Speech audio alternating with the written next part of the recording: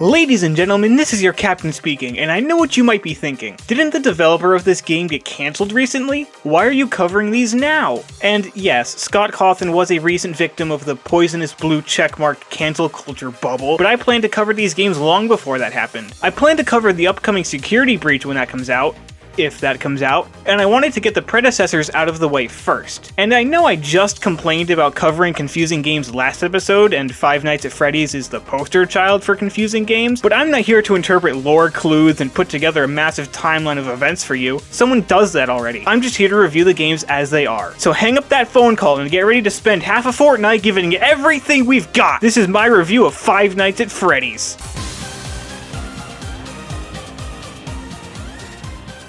Released on Steam on August 18, 2014, good lord, it's almost been 7 years already, and a whole host of other platforms throughout the years, the development of this game is pretty well known. Scott Cawthon, a middle-class Christian from Texas, so why are people surprised who he voted for, had a history of rather unsuccessful games, which culminated with the release of Chipper & Sons Lumber Co. Reviewers of the game stated the titular Chipper looked like a creepy animatronic robot. You may notice the dead, terrifying, soulless eyes of the background characters. And originally defeated, Scott then decided to run with the idea and turned it into his final gamble, Five Nights at Freddy's, a survival horror game in which you play as a security guard at the totally reputable establishment, Freddy Fazbear's Pizza. You are tasked with keeping watch of the building between midnight and 6 a.m., and you do so from a room where it requires more power to keep doors closed than open. You have to spend those 6 hours, like 9 minutes in real time, checking the cameras to watch your animatronic adversaries slowly get closer and closer to your helpless self, and your only counter is to shut those doors in their big stupid faces while they just stand there with a stupid look on their big stupid faces. But as I mentioned earlier, it requires power to do so. It also requires power to check the cameras and to use your door lights, so make sure that power doesn't run out, otherwise bad things happen.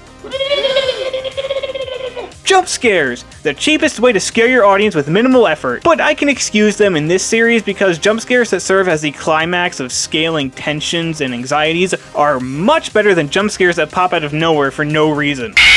Like that one. But just who are these fuzzy little f***s trying to kill you while you're just trying to earn your minimum wage? Well, I'm glad no one asked because everyone knows these characters already, but I've got a thing going on here, okay? The guitar-playing bunny of violent violence that gave Scott nightmares during development and isn't opposed to a good face-off? Bonnie! The cupcake-playing chicken that was immediately Rule 34 to Purgatory and back despite being an awkward-looking agent of cannery carnage, Chica! The camera-shy, swashbuckling pirate fox that says hello with such force that it kills you and like the only character you can actually see moving for like 3 games straight, Foxy! And the ringleader of rage, the mascot of murder, the top-headed Toreador of terror, and like the least important character in his own series constantly outshined by his golden brother, Freddy Fazbear! There's also a guy who leaves messages for you every night, but he's never seen, and it's mostly just Scott dropping exposition and lore. FNaF lore. But then there was the bite of 87. What follows is a very intense game where each night the animatronic murderers get more aggressive and your power, much like your life, seems less and less likely to survive to 6 a.m. Well, I say that, but it's pretty easy to find a virtually foolproof strategy to survive each night, which does cause some of the tension to dissipate as you find comfort in the routine you establish. But, despite what the name clearly states, completing the 5th night earns you 1 star, and more importantly, a 6th night. The 6th night is just a tougher version of Night 5, and completing it unlocks a 2nd star and Custom Night, which, as the name suggests, allows you to customize the difficulties of the 4 murder victims and culprits on a scale that ranges from 0 to 20. The 3rd and final star is obtained by completing 420 mode. Blaze it. While the game doesn't have much of a story, there are a few Easter eggs. Trust me, you'll be tired of that term by the time this series is done, that fill in some more information, like a child murderer being arrested and acquitted on lack of evidence, and the restaurant shutting down after people kept complaining about the state of the animatronics, including those smell and weird fluids leaking out. Which is just disgusting, guys, not in front of the kids, okay? Oh man, I miss when this series was just 5 dead kids stuffed inside some furry costumes.